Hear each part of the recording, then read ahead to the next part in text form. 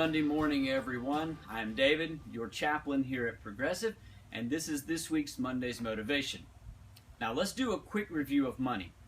We've made the case that money is an object. Money is not evil in and of itself, but the love of money sure leads us to all kinds of bad decisions. And money is not ours because everything belongs to God. And because God owns everything, what He gives us so that we would be good managers of what is His. So in a sense, we are God's financial managers. So let's talk today about the secret to financial management. Now there's a story that's told about a pilot who always looked down intently on a certain valley in the Appalachian Mountains when the plane that he was flying would pass over. And one day his co-pilot asked him, "What's so interesting about that spot?" And the pilot replied, "You see that stream? Well, when I was a kid, I used to sit down there on a log and fish. And every time an airplane would fly over, I would look up and wish I were flying.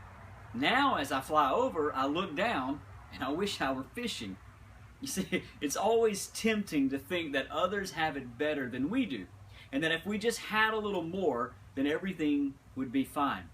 But see, contentment cannot be achieved by increasing our money or our possessions. Nothing will ever be enough. The secret to financial management is being content. And the secret to being content is found in the 4th chapter of Philippians. Here's what Paul says in chapter 4, starting in verse 11. He says, "Not that I am speaking of being in need, for I have learned in whatever situation I am to be content. I know how to be brought low, and I know how to abound. In any and every circumstance, I have learned the secret of facing plenty and hunger, abundance and need. I can do all things through Him who strengthens me." You see, Paul's secret to everything in life is to learn contentment.